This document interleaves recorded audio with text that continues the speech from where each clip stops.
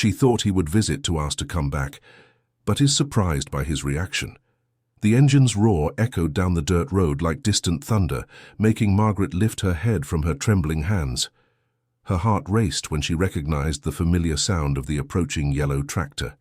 After 8 months of complete silence, Harold had finally come. She quickly rose from the dusty ground where she'd been sitting, shaking out the floral skirt that had long lost its vibrant colors.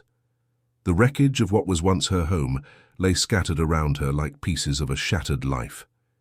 Broken wooden beams, shattered roof tiles, and destroyed furniture told the story of a storm that had taken away much more than just the roof. "He came," she whispered to herself, trying to smooth the brown hair that the wind stubbornly messed up. "He finally came to ask for my forgiveness." All these months, she had rehearsed 1,000 times what she would say when Harold appeared. Harsh words, full of hurt and resentment. She would make him beg, humble himself as she had humbled herself when he decided to leave without explanation. It wouldn't be easy to regain her forgiveness. The tractor stopped a few meters away, raising a cloud of red dust that danced in the afternoon air. Margaret wiped the tears that insisted on escaping and lifted her chin with all the dignity she could muster. She wouldn't let him see how much she had suffered, how she had cried every night since he left. Harold climbed down from the machine with calculated movements, adjusting his dark grey suit that looked brand new. The shiny dress shoes contrasted with the dry earth of the yard. He didn't look like someone who had come to humble himself. "Margaret," he said, pulling a yellow envelope from his jacket's inner pocket. His voice was firm, without tremors, without the emotion she expected to hear. "We need to talk." She waited for him to approach, kneel, ask forgiveness for the sleepless nights, the tears, the loneliness. But Harold remained where he was, extending the papers toward her. "What is this?" she asked, not moving to take the documents. "I bought the neighboring property," he said, nodding toward Mrs. Dorothy's land that had been put up for sale 2 months ago, and the one across, where Mr. Ernest lived. The words fell on Margaret like heavy stones. She blinked several times, trying to process what she was hearing. Harold hadn't come to ask for forgiveness. He hadn't come to declare he'd made the biggest mistake of his life. He had come to talk business. "Business?" she repeated, her voice coming out weaker than intended. "You came here to talk business?" "I'm going to build a development here," Harold continued, ignoring her tone of disbelief. "A project that will bring jobs to the area. The town needs this, Margaret. You know how hard things are for everyone." Margaret felt her legs tremble. All these months she had clung to the hope that Harold would realize his mistake, that he would miss the 23-year marriage they had built together. But he was there, speaking coldly about projects and jobs as if she were just another person he needed to do business with. "How did you get money to buy properties?" she asked, trying to keep her voice controlled. "When you left, you were full of debts. I remember our problems well." Harold averted his gaze for a moment, fixing his eyes on the wreckage of the house behind her. "Things have changed, Margaret. I managed to reorganize myself." "Reorganize yourself?" she repeated with a bitter laugh. "In 8 months you've gotten yourself so together that now you can buy land and start businesses. What matters is that I can do something good for the community," he said, looking back at her. "And that includes you. I'm willing to make a generous offer for your land." The offer. Margaret felt the world spinning around her. Harold hadn't come to ask for forgiveness, hadn't come to say he'd made a mistake. He wanted to buy her land. He wanted to take from her the only piece that remained of the life they'd built together. "Generous," she murmured, her hands clenching into fists. "Do you think I would sell this land?" "Margaret, be reasonable. Look around you." Harold gestured toward the wreckage. "The house is destroyed. You can't rebuild it alone. With the money I'm offering, you can buy a nice house in the city near Jennifer." Dear listener, if you're enjoying the story, please take a moment to like and especially subscribe to the channel. It really helps us who are just starting out. Now continuing. The mention of her daughter made Margaret take a step back. "You talked to Jennifer about this?" "Yes, I spoke with her," Harold admitted. "She's worried about you living here alone, especially after the storm." "You have no right," said Margaret, her voice rising. "You have no right to make plans for my life behind my back." "I'm not making plans for your life," Harold replied, keeping his tone professional. "I'm offering a solution that benefits everyone. The project will bring development to the region. You know how much the people here need job opportunities." Margaret looked at him as if she were seeing a stranger. The man standing before her bore no resemblance to the Harold she had known and loved for over 2 decades. Where was his shyness when talking about money? Where was his simple way of dressing? And where had all this confidence to talk about businesses and development come from? "How much?" she asked, crossing her arms. 200,000, Harold answered without hesitation. "It's a fair price for the size of the land, and considering the house will need to be demolished anyway." $200,000. It was more money than Margaret had ever seen in her entire life. But it wasn't about the money. It was about the disrespect, about him showing up after months of silence to sort out her life as if she were an obstacle in his plans. "I won't sell," she said firmly. "I won't sell, and I'll never sell." Harold sighed, as if he had expected that answer. "Margaret, you need to think it over calmly. I've spoken with all the other neighbors, Mrs. Dorothy, Mr. Ernest, Mr. John's family. They've all agreed to sell. You'll be alone here." The news was like a punch to the stomach. Margaret didn't know the others had sold too. She imagined Mrs. Dorothy, who always said she'd only leave there when she passed on to the next world. She imagined Mr. Ernest, who grew the best tomatoes in the region in his backyard. Everyone had accepted Harold's money and abandoned their lives there. "Did Patricia sell too?" she asked, referring to her best friend, who lived in the blue house across the fence. "Patricia was one of the first," Harold confirmed. "She said she was already thinking about moving closer to her children anyway." Margaret felt a tightness in her chest. Patricia hadn't said a word to her. In recent months, when they met for breakfast or chatted about their plants, her friend hadn't mentioned a thing about selling the house or moving. "Why didn't she tell me?" she murmured, more to herself than to Harold. "Maybe she thought it best not to worry you," he suggested. "You were already going through a difficult time." A difficult time, that's how Harold summed up the end of their marriage. A difficult time, as if it were a flu that would soon pass. "Do you know why I'm going through a hard time, Harold?" she asked, taking a step toward him. "Do you know why my house is destroyed and I haven't been able to rebuild it?"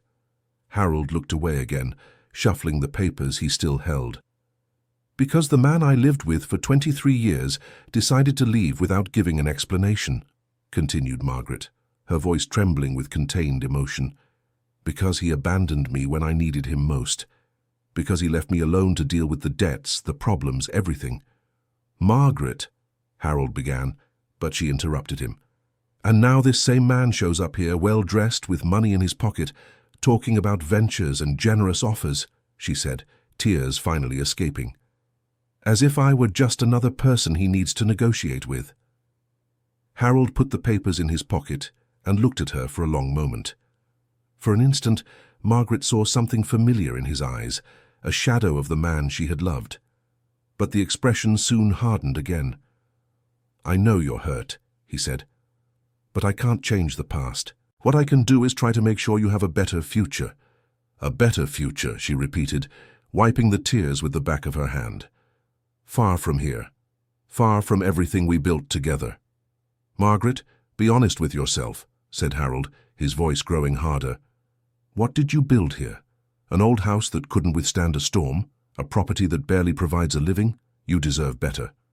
His words were like slaps. The old house he mentioned with such contempt was where they had raised their daughter, where they had spent their honeymoon nights after the simple wedding at the downtown church. It was where she had cared for him when he got sick with pneumonia, where they had planned to expand the family before discovering they couldn't have more children. "You have 3 days to think about my offer," said Harold, walking back to the tractor. "After that, I'll need to take other measures." "What measures?" asked Margaret, alarmed. Harold stopped with his hand on the cab door. "The project schedule is tight, Margaret. I have commitments with investors. If you don't agree to sell willingly—" He didn't finish the sentence, but the threat hung in the air like thick smoke. Margaret watched him climb into the tractor and start it, the engine roaring loudly again. When the machine moved away down the road, raising a new cloud of dust, She remained standing there, trying to understand what had just happened. The silence that followed was deafening. For the first time in months, Margaret felt completely alone. Not just physically alone, as she had been since Harold left, but completely isolated from the world. The neighbors had sold their houses and moved away. Her best friend had made an important decision without including her, and the man she had loved for more than half her adult life had turned into a stranger who spoke of business where he once spoke of love. She turned to look at the wreckage of the house and, for the first time since the storm, didn't just see ruins. She saw the exposed beams where Harold had hung the hammock to rock baby Jennifer. She saw what remained of the kitchen where they had shared 1,000 breakfasts together. She saw the wreckage of the bedroom where they had shared dreams and nightmares for over 2 decades. 3 days, she murmured, walking to what was left of the porch. He gave me 3 days. But 3 days for what exactly? To accept that the life she knew had come to an end. To agree that the years of dedication and love were worth nothing in the face of a development project. To admit that Harold was right, and that she should take the money and start a new life far from there. Margaret sat on the cracked porch steps and rested her head in her hands. The sun was beginning to set, painting the sky in orange hues that used to be her favorite part of the day. But that afternoon, not even the beauty of the sunset could ease the weight in her chest. The sound of an approaching car made her look up. It was Jennifer's blue Civic, which stopped in the yard, kicking up much less dust than Harold's tractor. Her daughter got out of the car with a worried expression, carrying a supermarket bag and a thermos. "Mom," said Jennifer, walking quickly toward her, "are you okay? Dad called me saying he had come here." Margaret watched her daughter approach. Jennifer had taken after Harold in appearance, with dark hair and light eyes, but had a temperament more like her own. At 28, she worked as a teacher in the city and had been visiting her mother at least twice a week since the separation. "Did he tell you about the offer?" Margaret asked. Jennifer hesitated before sitting beside her mother on the steps. "Yes, he did. And also about his project." "Did you know about all this before?" Margaret pressed, studying her daughter's expression. "I knew he was planning something," Jennifer admitted. "But I didn't know it had to do with this land. When he called me to ask how you were, I thought it was... Thought it was what?" "That it was a sign he wanted to come back home," said Jennifer, lowering her voice. "That he was sorry and wanted to talk to you about the separation." Margaret laughed humorlessly. "2 months ago he called asking how I was." "He did," Jennifer confirmed. "Asked if you were eating properly, if you needed anything, if you managed to clear the storm damage by yourself." "And you didn't think it was strange he didn't call me directly?" Jennifer sighed. "I did. But you know Dad, Mom. He's always had trouble dealing with feelings. I thought maybe he was too embarrassed to call you directly." Margaret shook her head. "It wasn't embarrassment, Jennifer. It was planning. He was checking on my situation to see if I would accept selling the land easily." "Mom, don't you think you're being a little unfair?" Jennifer questioned, fidgeting with the bag strap. "Maybe he really does care about you. His offer is very good. $200,000 would be enough for you to buy a nice house in the city and still have money left over." "So you also think I should sell?" Jennifer looked around, seeing the wreckage illuminated by the golden evening light. "Mom, just look at this place. You can't rebuild the house alone and staying here isolated, with no neighbors. So everyone's already decided what's best for me," said Margaret, standing up abruptly. "Harold, you, the neighbors who sold without even telling me, everyone knows what I should do with my life." "That's not it, Mom," Jennifer protested, standing up too. "It's just that we all care about you, especially after what happened to the house." "What happened to the house was a storm," said Margaret, walking to where the old kitchen used to be. "Houses can be rebuilt, Jennifer. But if I sell this land, I'll be selling much more than wood and brick." Jennifer followed her, stepping carefully through the rubble. "What do you mean?" "This is the house where you took your first steps," said Margaret, pointing to a corner where part of the ceramic floor remained. "That's where the crib your father made with his own hands was. On that wall hung the frame with your first school photo." Margaret walked to where the living room used to be, where only a few beams remained standing. "This is where we spent Sunday afternoons watching television. Where your father taught me to dance foro when we were newlyweds. Where we celebrated your birthdays until you grew up and preferred parties in the city. Jennifer remained silent, watching her mother revisit every destroyed corner as if she could still see the house standing. And here, said Margaret, stopping at what remained of the couple's bedroom, was where I cared for your father when he got sick, where we spent entire nights talking about our dreams, our fears, our plans for the future. Her voice wavered on the last word, and Jennifer approached to hug her. Mum, I understand this place holds many memories, she said softly. But perhaps it's time to create new memories in a new place. Margaret pulled away from the hug, wiping her eyes with her blouse sleeve. You don't understand, Jennifer. It's not just about memories. If I sell this land to your father, I'll be admitting he was right when he left. I'll be agreeing that our life here was worth nothing. Dad never said your life was worth nothing, protested Jennifer. He didn't need to say it, replied Margaret. His actions spoke for him. A man who values the life he built with his wife doesn't abandon everything without explanation, doesn't disappear for 8 months and show up talking business. Jennifer stayed quiet for a moment, seeming to weigh her words before speaking. Mum, can I say something you might not want to hear? Margaret stared at her, waiting. What if Dad didn't leave because he didn't value your life? Said Jennifer carefully. What if he left for some other reason we still don't understand? What other reason could there be? Asked Margaret with irritation. Jennifer, I lived 23 years with your father. I know when a man is tired of marriage, when he wants to get rid of responsibility, when... Mom, interrupted Jennifer, do you really believe Dad is that kind of man? You lived 23 years with him. In all that time, did he ever show himself to be someone who runs from responsibilities? The question took Margaret by surprise. She opened her mouth to answer yes, that Harold had shown himself to be exactly that kind of man when he abandoned her. But the words didn't come out, because being honest with herself, during all the years of marriage, Harold had never run from a single responsibility. He had stayed up entire nights caring for Jennifer when she was a baby and got sick. He had worked 2 jobs for years to manage paying for their own home. He had cared for his own mother until she passed away, even when that meant sacrificing weekends and holidays. That doesn't matter now, said Margaret, pushing away the inconvenient memories. What matters is that he left, and now wants to buy my land as if I were a stranger. Jennifer sighed. Mum, what if this offer is the way he found to take care of you? What if his project is actually good for the area? Don't you think it's worth at least considering? Take care of me? Margaret laughed bitterly. Jennifer, if your father wanted to take care of me, he would have stayed. If he wanted to help me, he would have helped me rebuild the house instead of showing up here with offers to buy the land. But, Mum, would you let him help you? Asked Jennifer, with an expression of someone who already knew the answer. If Dad showed up here, offering to help rebuild the house, would you accept?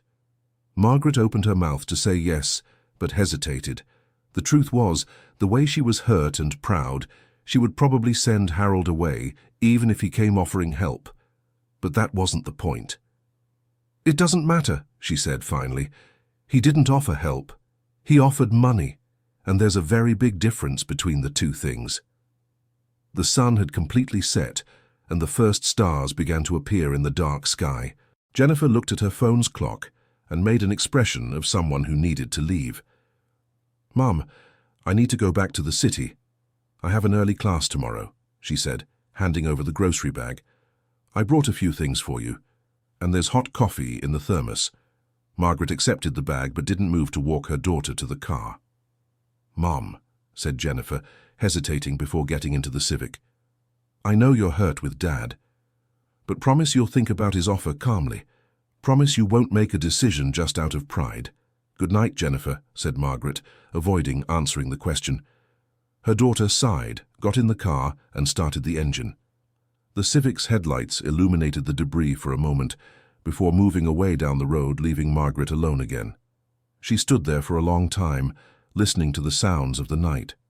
Crickets chirping, the wind rustling the leaves of the mango tree that had survived the storm, a dog barking in the distance. Familiar sounds that had accompanied her for years, but that night seemed different, as if they too knew things were changing.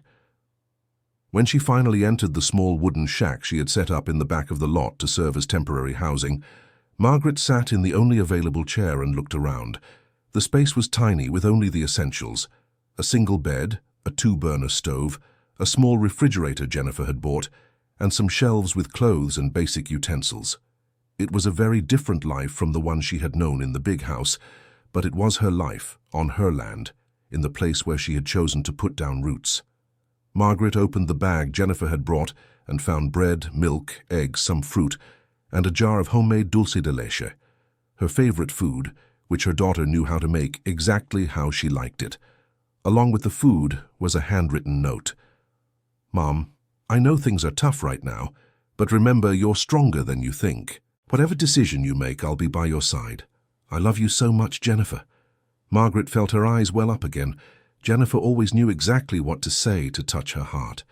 Even when they disagreed, her daughter always made it clear that their love was above any differences. She poured some hot coffee from the thermos and sat outside the shack, watching the stars.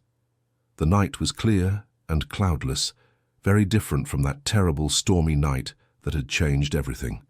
Margaret remembered how terrible it had been to face the destruction alone the next morning, how she had cried, seeing decades of life reduced to rubble, how small and lost she had felt in the face of so much damage.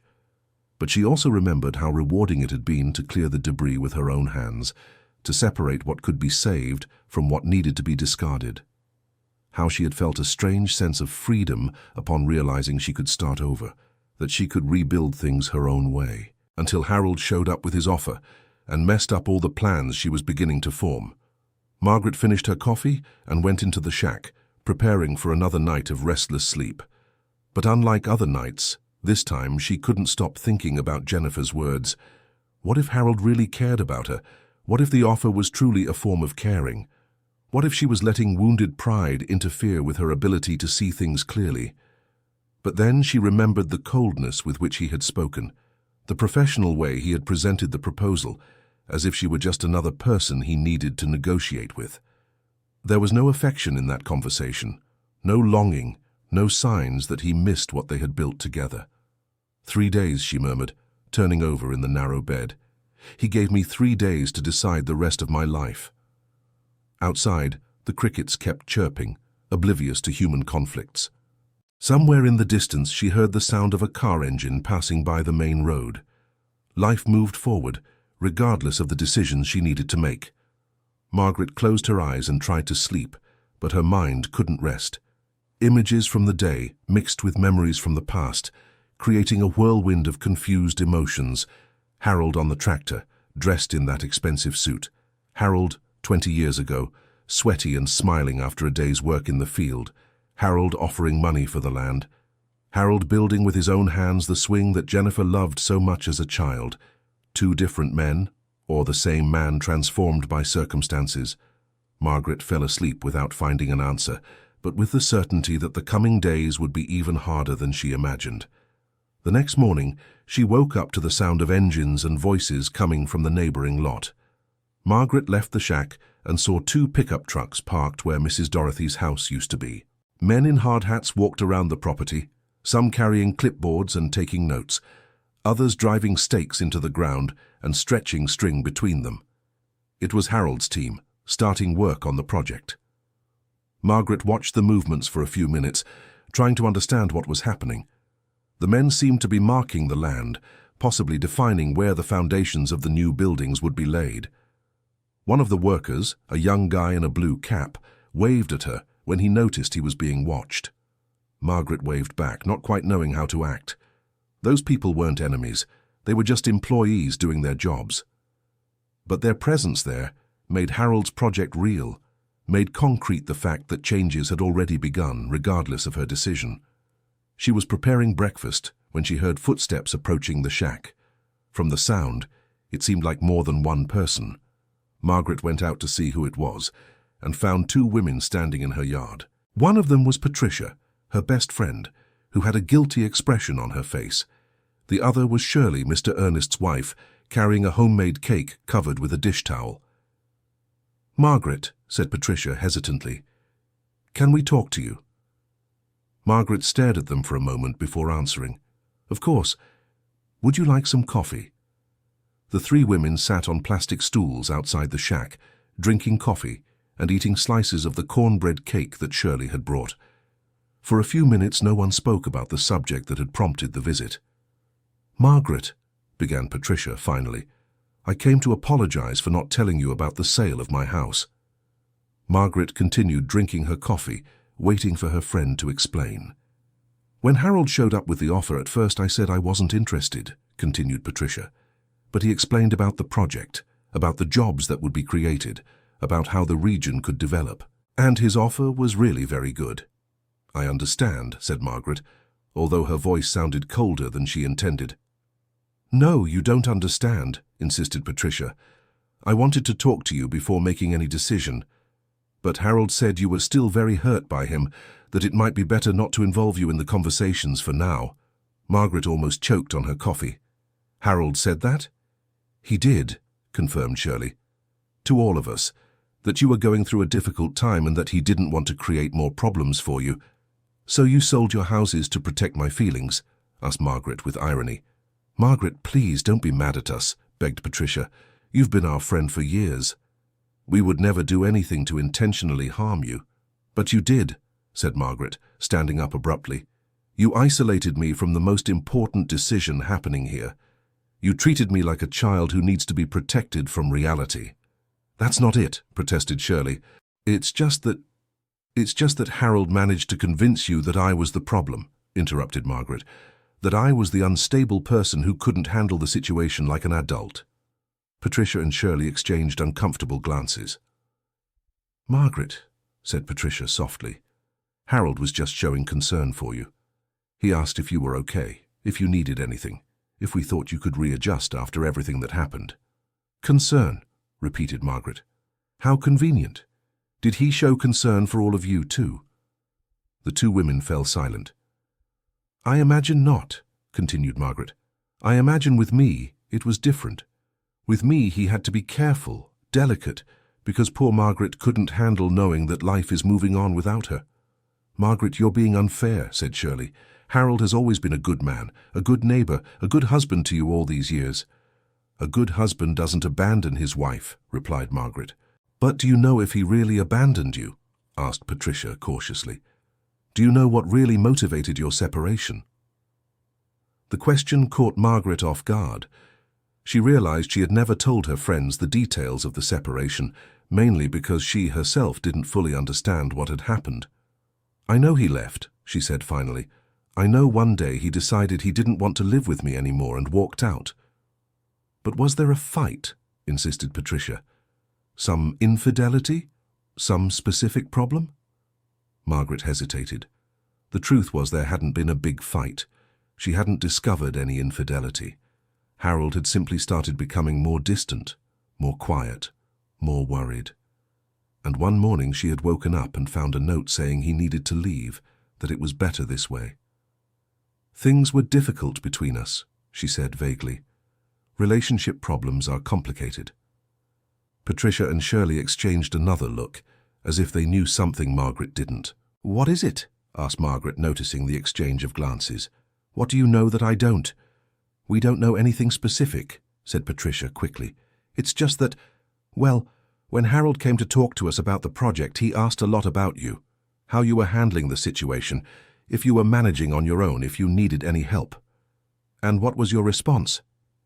We told the truth, replied Shirley, that you're a strong woman, but you're going through a tough time, that the destruction of the house was a big blow, especially coming after the separation. And did he say anything? Patricia hesitated before answering. He said he felt responsible, that he should have stayed to help you weather the storm. The words hit Margaret like an unexpected revelation. Harold felt responsible. He had told the neighbors he should have stayed to help her. But then why did he offer money instead of offering help? She asked, more to herself than to her friends. Maybe because he believes you wouldn't accept help from him, suggested Patricia. Maybe the money is the way he found to take care of you without hurting your pride. Margaret was silent for a long time, processing this new perspective. Was it possible Harold was trying to help her in his own way? Was it possible she was misinterpreting his intentions? "Margaret," said Shirley, breaking the silence, "can I say something? As someone who has known both of you for years." Margaret nodded. "You and Harold have always been a couple that complemented each other," said Shirley. "You with your determination, and him with his calmness. You facing problems head-on, and him resolving things behind the scenes. Throughout all these years, it was beautiful to see how you supported each other. But something changed," added Patricia. "In the recent times before the separation, it was noticeable that Harold was worried about something. Quieter than usual, more thoughtful. Do you think he was facing some problem that I didn't know about?" asked Margaret. "It's possible," said Shirley. "You know how men are. They think they have to solve everything alone, that they can't share their worries with the family." Margaret thought about the months leading up to the separation. It was true that Harold had become quieter, more distant. She had interpreted this as disinterest in her, as a sign that he was tired of the marriage. But what if it was something else? "Margaret," said Patricia, getting up to leave, "I know you're hurt, and you have every right to be. But maybe it's worth talking to Harold about all this, not about the land sale, but about what really happened between you." After both friends had left, Margaret sat alone, thinking about the conversation. For the first time since Harold had appeared with the offer, she began to question her own assumptions about his motivations. What if he was really trying to take care of her? What if the coldness she had perceived in the conversation was actually a defense mechanism? What if Harold was being professional because he was afraid that any show of affection would be rejected by her? Margaret remembered how she had prepared to reject him before he even said a word, how she had rehearsed harsh phrases to hurt him if he came to ask for forgiveness. Maybe Harold knew her well enough to know that any emotional approach would be met with hostility. But then she remembered the way he had talked about demolishing the house, about her deserving something better.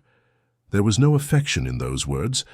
There was disregard for the life they had built together. Or maybe, she murmured to herself, he was trying to convince me that moving would be good for me. It was all too confusing. Margaret decided she needed more information before making any decision, and the only way to get that information was by investigating on her own. She got ready and walked to the main road, where the bus that would take her to the city passed. She had a few things to check, and didn't want to rely on Harold's version or anyone else's to understand what was really happening. Dear listener, if you're enjoying the story, please take a moment to like and especially subscribe to the channel. It helps us a lot as we're just starting out. Now continuing. The bus was almost empty at that time of the morning, with only a few people who worked in the city. Margaret sat by the window and watched the familiar landscape pass by. The sugarcane fields, the simple houses along the road, the cemetery where her parents and in-laws were buried.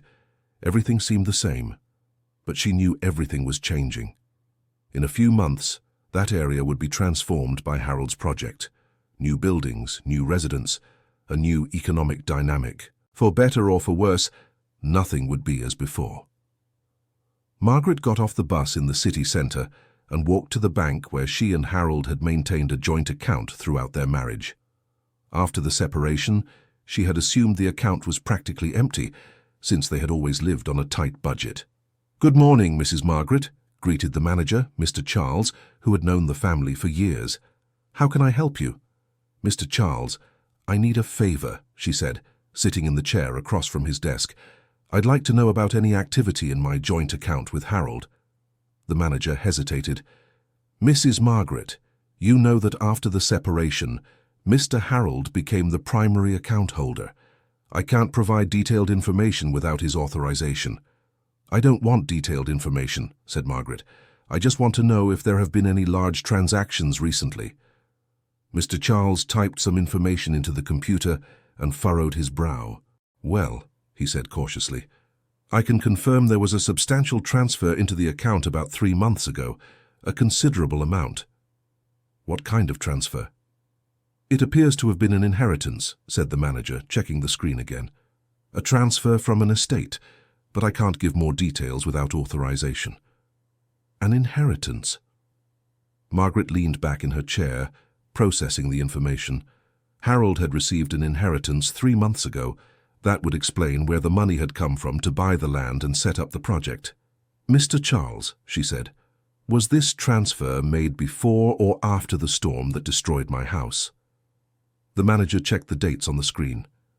It was after, Mrs. Margaret, about a week after. Margaret felt her heart race.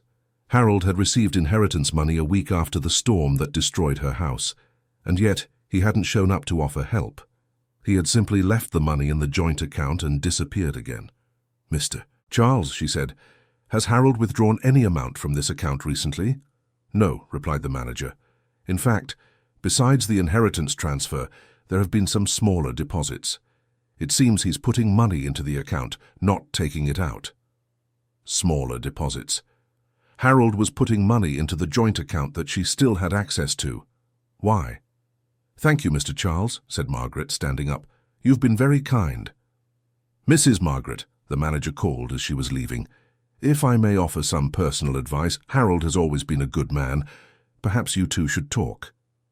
Margaret nodded and left the bank with more questions than answers. Harold had received a considerable inheritance, was depositing money into their joint account, but hadn't offered her direct help. What did that mean? She walked to the city hall, where Julius, Harold's younger brother, worked. Julius was an accountant and had always been close to her and Harold. If anyone knew what was happening in her ex-husband's life, it would be him. "Margaret!" exclaimed Julius when he saw her enter the accounting office. "What a surprise to see you here. How are you?" "Hi, Julius. I'm fine," she said, sitting in a chair next to his desk. "I need to talk to you about Harold." Julius's expression changed immediately, becoming more serious. "What do you want to know?" "Did he receive an inheritance recently?" Julius hesitated. "Margaret, you know I can't discuss my brother's financial affairs." "Julius, please," she interrupted. "I'm not asking for private details. Harold showed up at my house yesterday offering to buy my land. He has money he didn't have before. I just want to understand where it came from." Julius sighed and leaned back in his chair. Harold did receive an inheritance from Uncle Sebastian, who passed away in March. It was a surprise to all of us. Uncle was always very private about his assets. Uncle Sebastian. Margaret vaguely remembered him, an older brother of Harold's father who lived alone in a small town. She had only met him 2 or 3 times in decades. Was it a large inheritance? Considerable, confirmed Julius. Uncle had a small furniture factory that he sold a few years ago. He invested the money and left everything to Harold, since he had no children. And did Harold tell you about the real estate project? Julius nodded. He did. And he asked me to analyze the financial feasibility. It's a good project, Margaret. It will truly bring benefits to the region. But why didn't he tell me about the inheritance when he showed up at the house? Asked Margaret. Why didn't he explain where the money came from? Julius seemed uncomfortable with the question. Margaret, you know my brother. He was never one to talk much about money. And considering your situation... What situation? The separation, said Julius, as if it were obvious. Harold is trying to give his life a new direction. Maybe he doesn't want to mix things from the past with future projects. Julius's words were like a slap in the face. Harold was giving his life a new direction, leaving the past behind. And she, apparently, was part of that past he wanted to forget. Julius, she said, trying to keep her voice steady. Can I ask you something personal? Of course. Why did Harold leave home? Did he tell you anything? Julius was silent for a long moment, as if deciding how much he could reveal.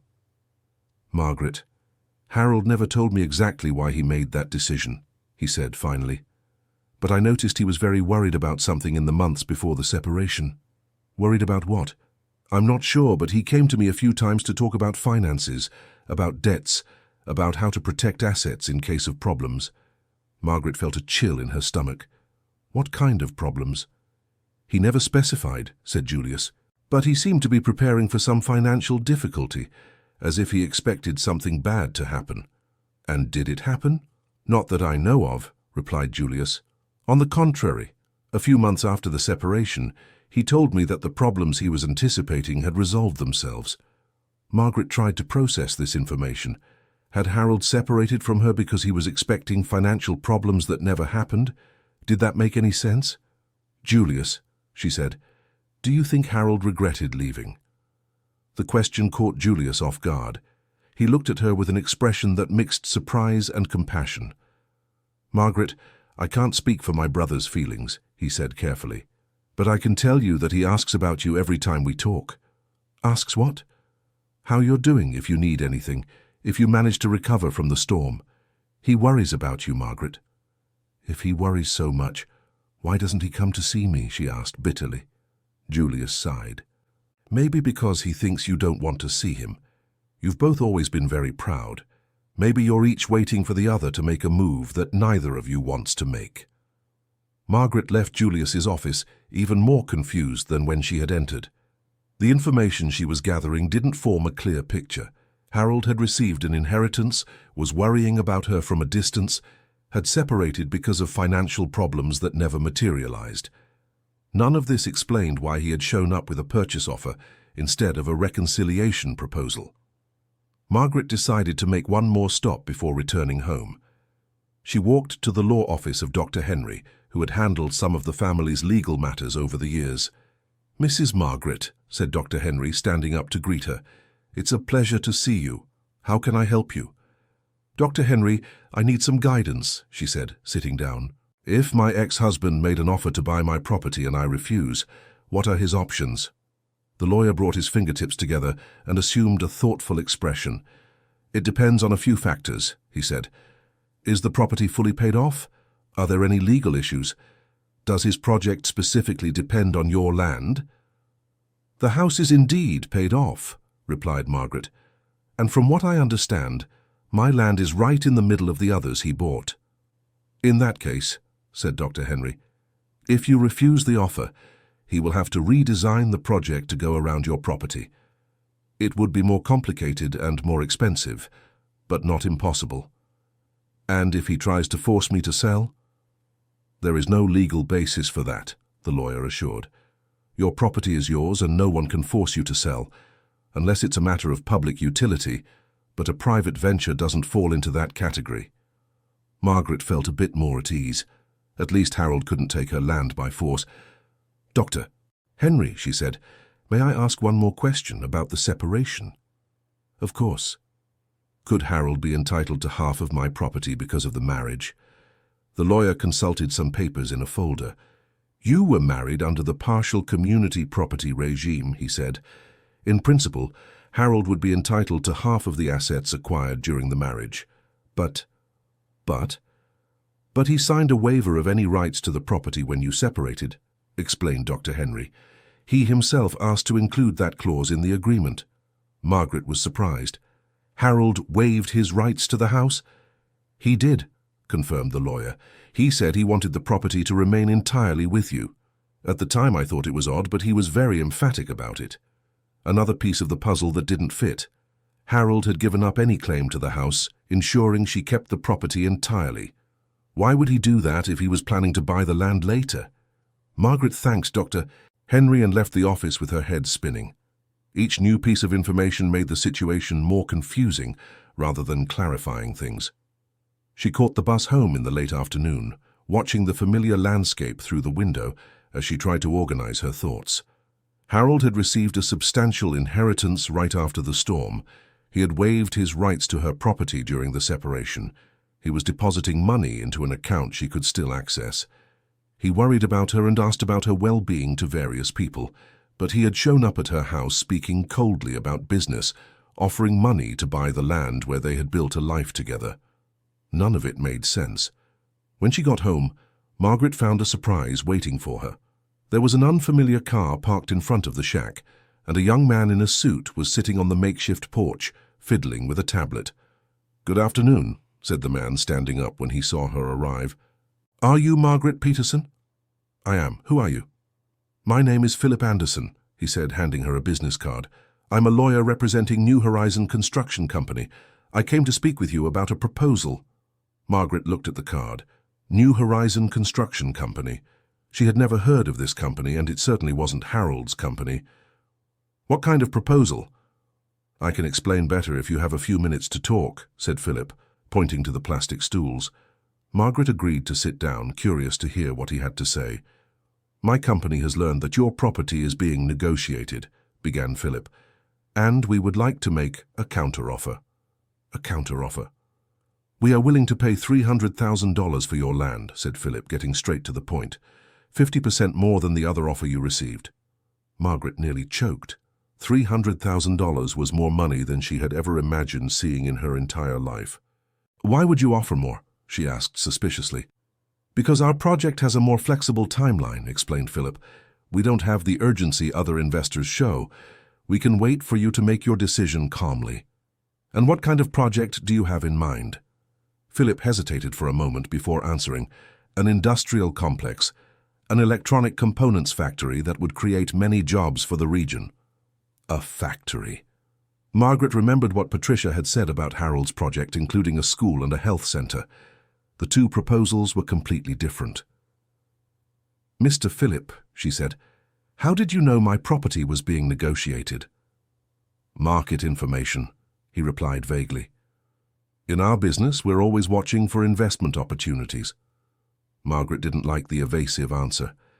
There was something strange about the whole situation. And if I accept your offer, she said, what happens to the project that's already starting next door? Philip gave a smile that didn't reach his eyes. Competition, Mrs. Margaret. That's how the market works. Whoever has the best proposal takes the prize. Can I think about the offer? Asked Margaret, who wanted time to investigate this new company. Of course, said Philip, standing up, but our offer is only valid until tomorrow night. After that, we'll look for other opportunities in the area. After Philip left, Margaret sat alone, trying to understand what was happening. 2 offers to buy her property within 2 days. That couldn't be a coincidence. She went into the shack and picked up the business card Philip had left. New Horizon Construction Company, with an address in a city 200 kilometers away.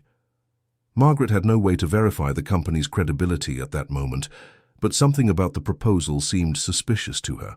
Why would an unknown company appear offering more money, exactly when Harold was trying to buy her property? And why the urgency? Why was the offer only valid until the next day?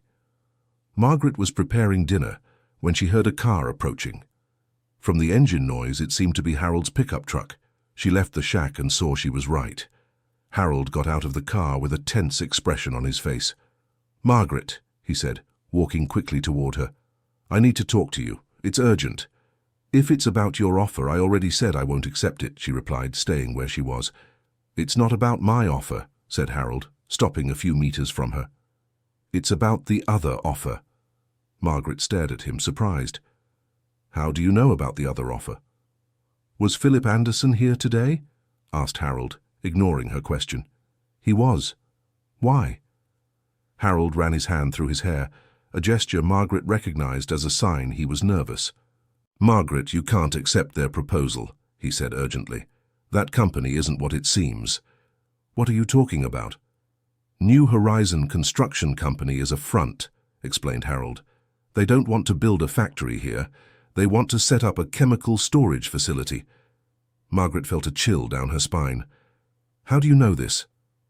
Because I investigated, said Harold. When I heard they'd shown up here, I made some calls, talked to people who know the market. This company has a history of environmental problems in other projects. And why does that concern you? Asked Margaret, still suspicious. If I sell to them, the problem won't be yours anymore. Harold looked at her with an expression she couldn't decipher. It concerns me because you'll still be living right next door, he said simply. It concerns me because this land has an aquifer that supplies several properties in the region. It worries me because a chemical contamination would affect many people's lives. And it worries me, he continued, lowering his voice, because I don't want you to get hurt because of my project. His words caught Margaret off guard. For the first time since Harold had reappeared, she heard genuine concern in his voice. Harold, she said, why didn't you tell me this from the beginning? Why did you show up here talking coldly about business instead of explaining your concerns? Harold hesitated, looking at the ground before answering. Because I thought you would send me away if I tried to talk about feelings, he said finally. Because I knew you were hurt by me, and with good reason. I thought it would be easier to keep things on a professional level. Easier for whom? asked Margaret. For both of us, replied Harold. You wouldn't have to deal with the emotional pressure, and I wouldn't have to face your rejection again. Margaret stayed silent for a moment, processing his words. Harold was admitting that he had tried to keep an emotional distance to protect himself from possible rejection. Harold, she said, you still haven't explained where the money for your project came from. Inheritance from Uncle Sebastian, he replied without hesitation. I got the news 1 week after the storm that destroyed your house. And why didn't you come here to help me when you found out I was in trouble? The question Margaret had wanted to ask from the beginning finally came out. Harold stared at her for a long moment before answering. Because I thought you wouldn't want my help, he said, his voice growing quieter. Because when I left home, you made it very clear that you wanted nothing more to do with me. I never said that, protested Margaret. You didn't need to say it, replied Harold. Your actions spoke for you. When I tried calling in the first few days, you wouldn't answer. When I sent a message through Jennifer, you replied that you didn't want to talk to me. Margaret remembered the first days after the separation. It was true that she had refused to speak to Harold, that she had asked Jennifer to say she didn't want to see him, but that had been driven by hurt, not by contempt. Harold, she said, you left home without giving a proper explanation. I had the right to be hurt. You did, he agreed, and I understood your reaction. But after a few months, when I tried to reach out again, you still didn't want to talk. So I assumed I had lost you for good. When did you try to reach out again? Asked Margaret, confused. Harold looked at her as if she should know the answer. Margaret, I sent letters. I left messages with your friends. I asked Julius to talk to you. Margaret felt a chill in her stomach. What letters? What messages? The letters I left at Patricia's house, said Harold, seeming surprised by her reaction. The messages I sent through Mrs. Dorothy and Mr. Ernest. Julius didn't tell you I talked to him. Margaret shook her head slowly. She had never received any letters. Patricia had never mentioned messages from Harold, and Julius hadn't said anything about it when they talked that morning. Harold, she said, her voice trembling, I never received any letters. I never knew about any messages. It was Harold's turn to look shocked. What do you mean? I wrote at least 5 letters explaining why I left, asking for a chance to talk in person. I never saw those letters, insisted Margaret. Harold fell silent for a long moment, as if processing the information. Margaret, he said finally, do you think it's possible that people decided not to deliver the letters to protect you? The possibility hit Margaret like a lightning bolt. Patricia, Mrs. Dorothy, Mr. Ernest, They had all shown concern about her emotional state after the separation. Was it possible they thought it better not to deliver Harold's messages to avoid reopening wounds they were trying to heal? They did this to protect me, murmured Margaret more to herself. And I interpreted your silence as rejection, said Harold with bitterness. I thought you had decided to move on without me. The two fell silent, absorbing the magnitude of the situation. For months, they had lived apart due to misunderstandings. Harold thinking Margaret didn't want to speak with him, Margaret thinking Harold had no interest in explaining his departure. Harold, Margaret said finally, why did you leave? It was the fundamental question, the one that had tormented Margaret all these months. Harold sighed deeply before answering. Because I had debts I couldn't pay, he said. Debts that could result in losing the house. And I didn't want you to go through the humiliation of seeing our property being taken away. What debts? Loans I took out to try to save your brother Mario's business, Harold confessed. When his workshop was going bankrupt, I used our house as collateral to get a loan large enough to save it. Margaret remembered the financial problems her brother had faced 2 years earlier. Mario had lost several clients and was about to close the auto repair shop he had maintained for 15 years. You lent money to Mario using our house as collateral, she asked, incredulous. I did, Harold confirmed. And when his business didn't recover as we had hoped, I was left responsible for a debt I couldn't pay. Harold, why didn't you tell me this at the time? Because I knew you would be terrified, he said. Because you were always afraid of losing the house, and I didn't want you to spend months agonizing over the possibility of us ending up on the street. Margaret remembered how Harold had become quieter and more worried in the months before the separation. Now she understood why. And what happened to the debt? Mario managed to sell the workshop for a better price than we expected, Harold explained. He was able to pay off part of the debt, and a few months later, I received news of Uncle Sebastian's inheritance, which allowed me to pay off the rest. But when you learned about the inheritance, why didn't you come back home? Harold hesitated before answering. Because by then I already thought you had moved on, he said. Because months had passed without any contact and I imagined you were better off without me.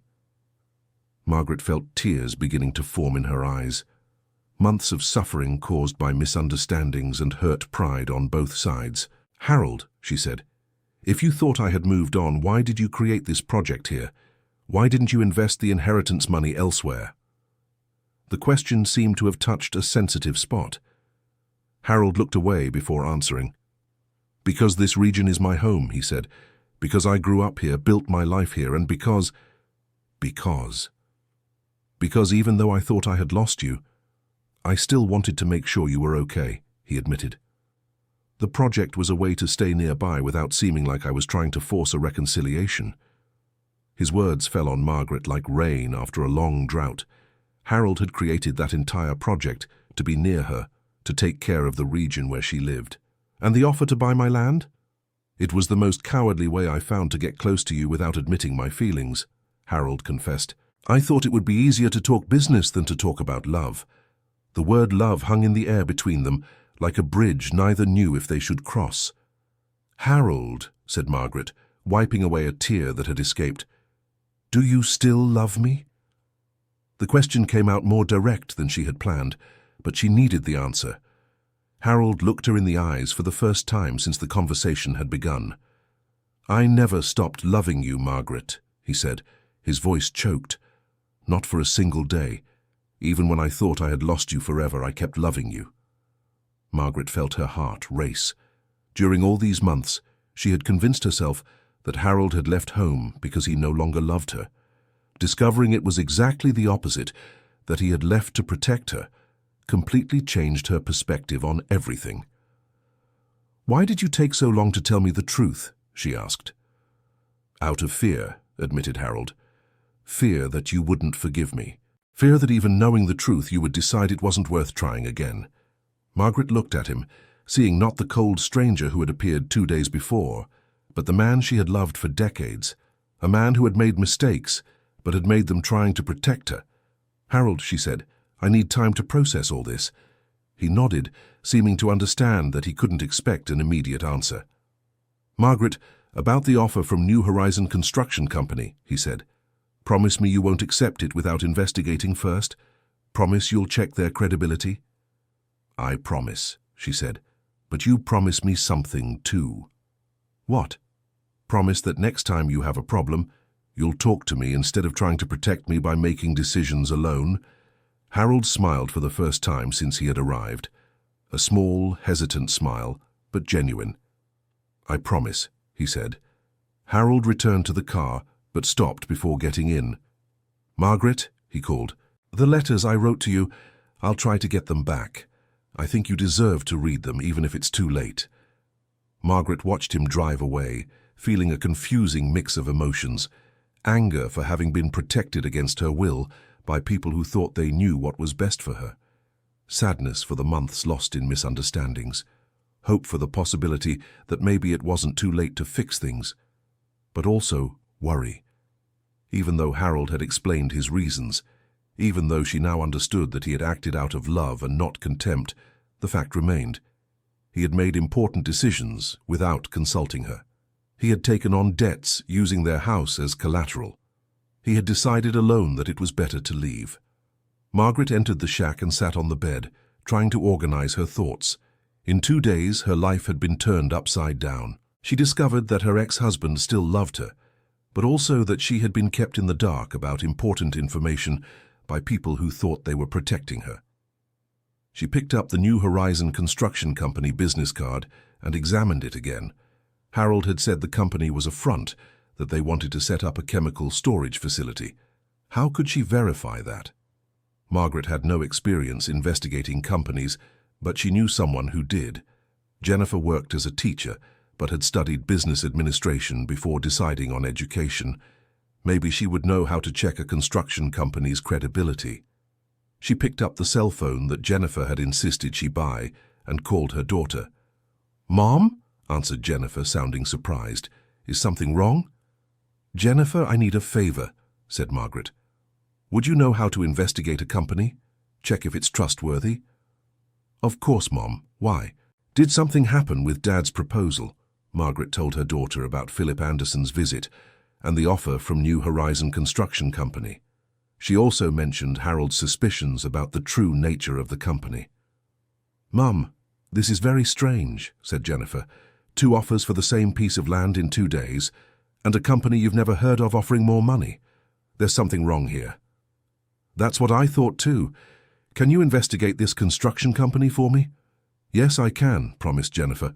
"I'll check online, see if I can find information about previous projects, business registry records, that sort of thing. I'll call you later today with what I find out." After hanging up, Margaret made some tea and sat outside the shack to think. The night was clear and windless, with the starry sky that always calmed her.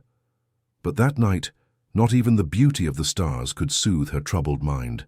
She thought about the conversation with Harold, the revelations about the letters she never received, about the debts that led to their separation. She thought about the possibility that they might rebuild their relationship, but also about the fears that this stirred. Margaret had learned to live alone in recent months. She had discovered an inner strength she didn't know she possessed. She had made important decisions without depending on anyone, had faced difficulties with her own resources. The idea of sharing her life with someone again was both appealing and frightening. What if Harold started making decisions without consulting her again? What if she lost the independence that had been so hard-won? On the other hand, she couldn't deny that she still felt something for him. That afternoon's conversation had shown that the feelings hadn't disappeared. They were just buried under layers of hurt and misunderstandings. The phone rang, interrupting her thoughts. It was Jennifer. "Mom, are you sitting down?" asked her daughter in a serious tone. "I am. Why?"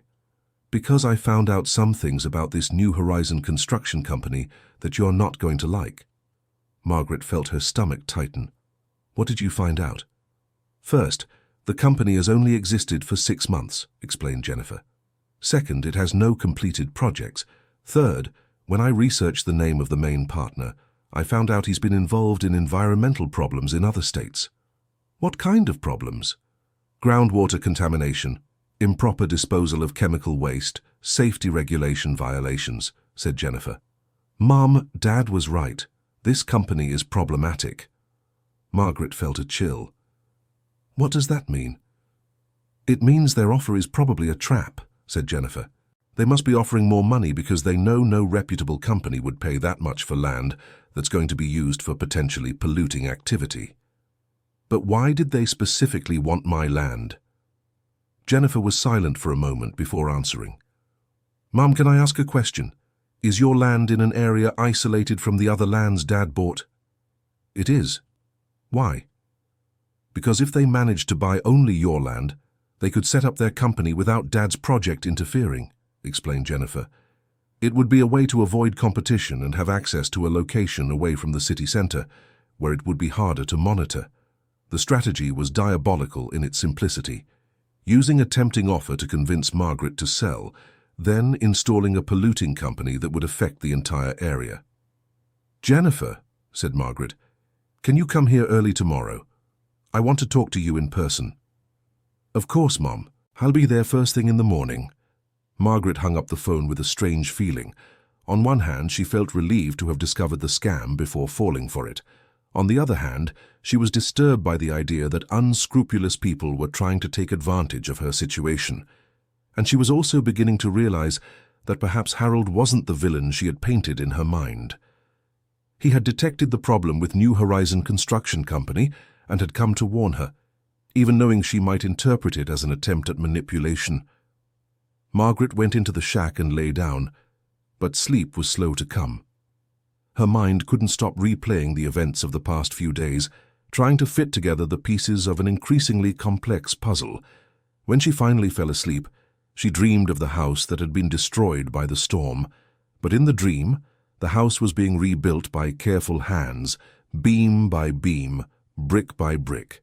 And when she tried to see who was doing the work, she always woke up before she could identify the person. The next morning, Margaret woke early to the sound of cars arriving. It was Harold's crews, returning to work on the neighboring lot. She watched the men unloading materials and equipment, impressed by the organization and professionalism of the operation.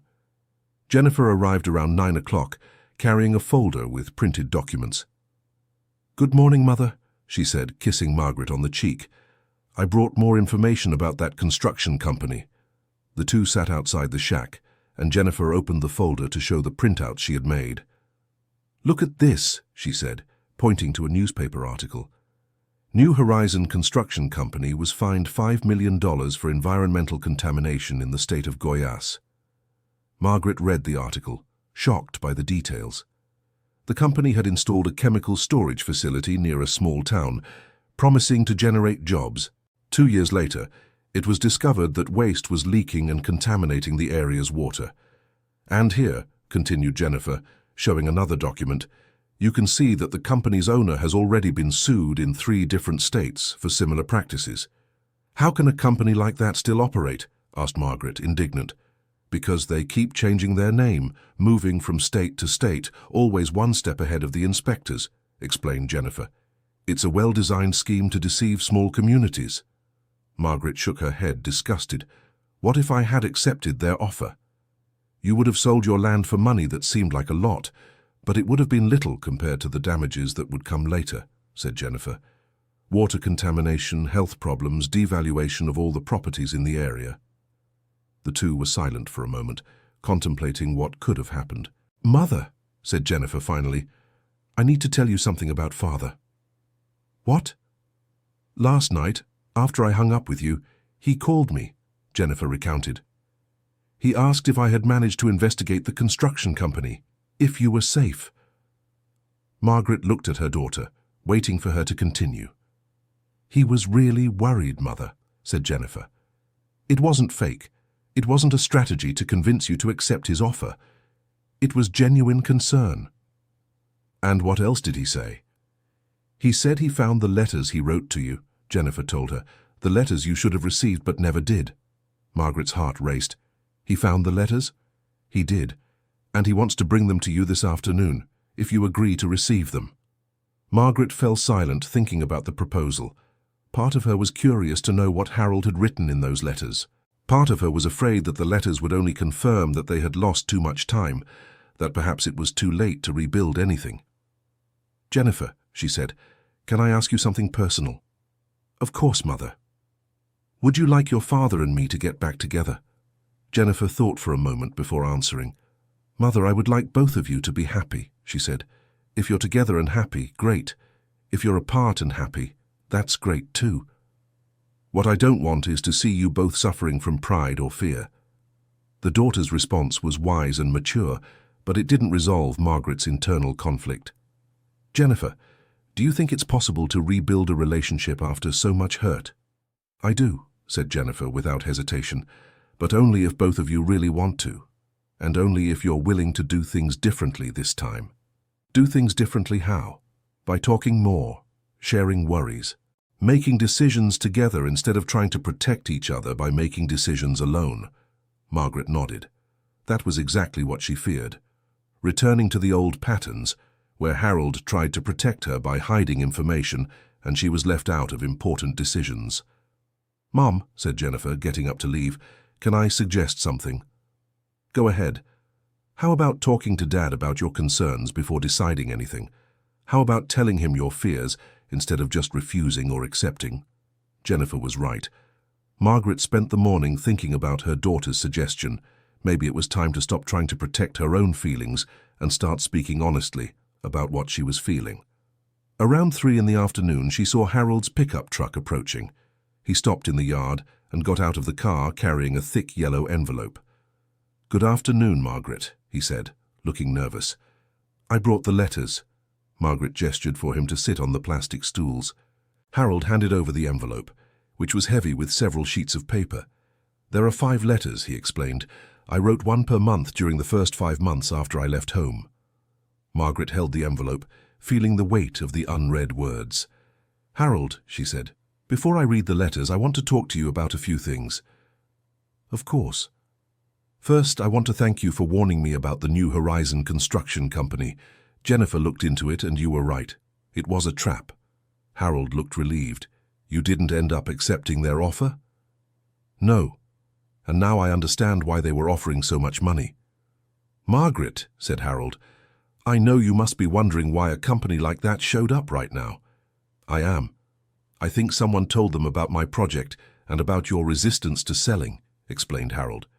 They must have thought it was an opportunity to get an isolated piece of land for a relatively low price. Margaret nodded. It made sense. Harold, she said, I want to talk about us. He tensed up on the stool as if preparing for rejection. First, I want you to know that I still feel something for you, Margaret began. Last night, when you explained what really happened, I realized my feelings haven't disappeared. Harold gave a hesitant smile. But, Margaret continued, I have fears. I'm afraid that if we get back together, you'll go back to making important decisions without consulting me. I'm afraid of losing the independence I've managed to build over the last few months. Harold's smile faded, replaced by a thoughtful expression. Margaret, he said, you're right to have those fears. I really did have a tendency to try to protect you by hiding information, and that was a mistake. It was, agreed Margaret, a mistake that caused a lot of suffering for both of us. What if I promised that this time would be different? Asked Harold. If I promise that we'll talk about everything, that I'll share all my worries with you. Your promises are important, said Margaret, but I would need more than promises. I would need actions that show you've really changed. Harold was silent for a moment, seeming to think about something important. Margaret, he said finally, what if I reworked my project to include you as a partner? The proposal caught Margaret completely off guard. How so? Instead of you selling the land, you would come in as a partner in the venture, explained Harold. Your property would be part of the project, you'd have a say in decisions, and you'd share in the profits. Margaret was stunned. It was a possibility she hadn't considered. But I don't understand anything about construction or real estate projects, she protested. You don't need to understand, said Harold. I would handle the technical side. You would handle the administrative part, community relations, strategic decisions. We would be business partners. The idea was tempting, but Margaret still had doubts. And what would happen to my house? Your house would be rebuilt, said Harold, better than it was before, and it would be exactly where you want it. The project would be adapted to include your property without modifications. Margaret tried to process the proposal. Being partners with Harold would mean working together every day. It would mean sharing responsibilities and decisions, but it would also mean becoming vulnerable again to the feelings she had tried to bury. Harold, she said, what if it doesn't work out? What if we find we can't work together?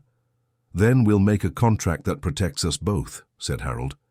With clear clauses about rights and responsibilities, you would keep ownership of your land no matter what happened to the partnership.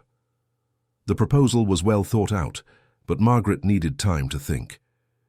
Can I think about your proposal? She asked. Of course, said Harold. But before you answer, I'd like you to read the letters.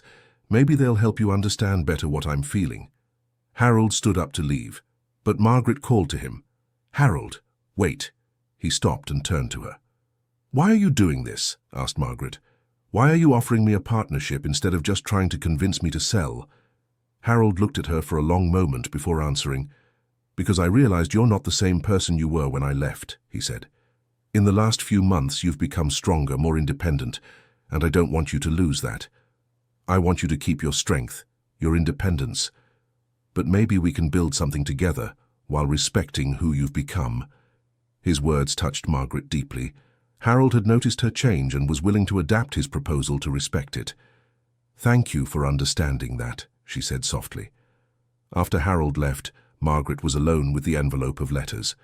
She held it for a long time before deciding to open it. The first letter was dated 2 weeks after the separation. My dear Margaret, I know you must be wondering why I left without giving a proper explanation. I know you must be hurt and angry, and you have every right to be. But I need you to know that my decision had nothing to do with a lack of love for you. I'm facing a serious financial problem that could result in the loss of our home. I took on a debt using our property as collateral to help your brother, and now I can't pay it. I don't want you to spend months agonizing over the possibility of us ending up on the street. I'd rather you hate me for leaving than suffer watching our life being destroyed little by little. I hope someday you can understand. With love, Harold. Margaret felt tears begin to stream down her face. The letter revealed the anguish Harold was feeling, the impossible dilemma he faced. The second letter was from a month later. Margaret, I've tried calling several times, but you don't answer. I understand your decision not to want to talk to me, but I need you to know that I managed to renegotiate part of the debt. Maybe there's a solution. Mario managed to sell some equipment from the shop and can pay off part of what I owe. It's still not enough, but it's a start.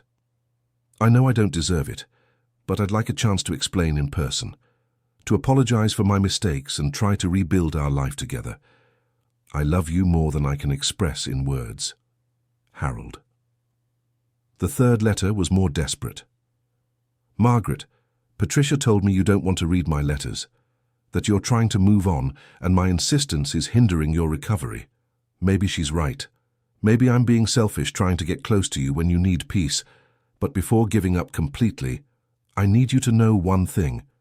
If I could go back, I'd do everything differently. I'd tell you about the problems from the beginning. We'd face the difficulties together, like we always did.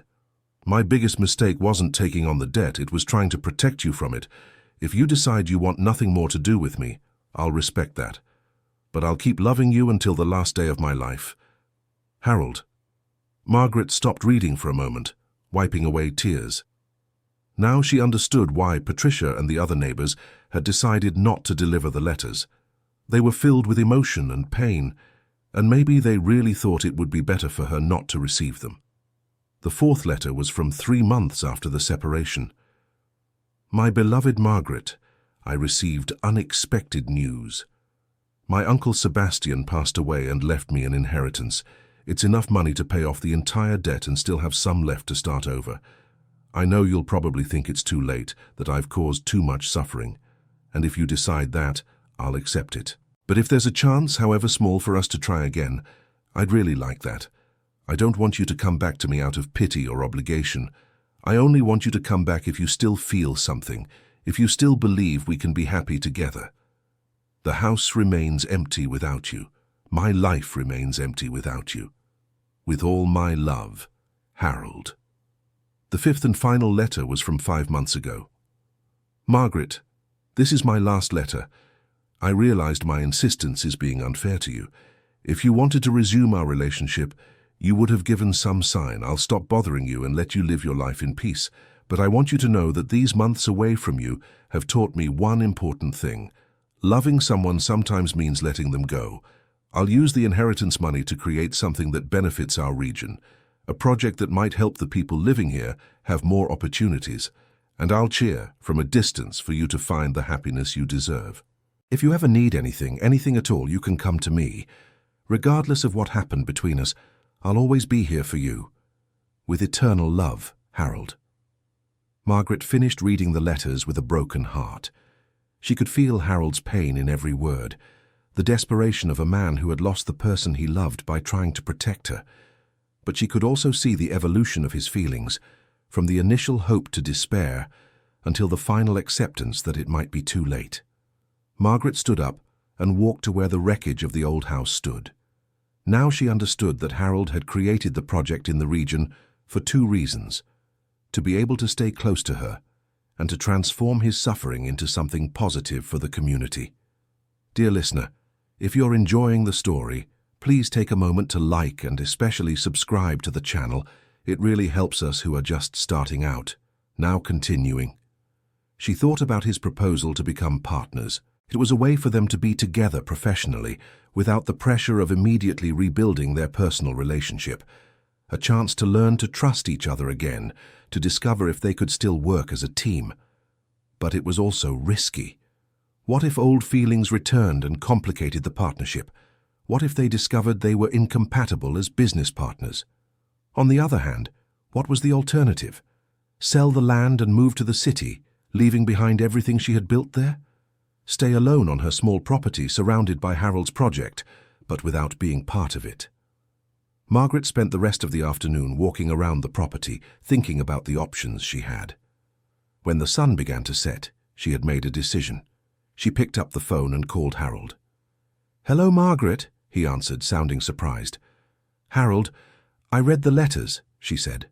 "And I want to accept your proposal," said Margaret. "I want to be your partner." There was silence on the other end of the line, as if Harold couldn't believe what he was hearing. "Are you sure?" he asked finally. "I am," replied Margaret, "but with a few conditions." "What are they?" "First, I want a very detailed contract, as you suggested, with all responsibilities and rights clearly defined." "I agree." "Second, I want our partnership to be professional, at least at first. I don't want to mix business with personal matters until we're sure we can work together." "I understand," said Harold. "And the third condition?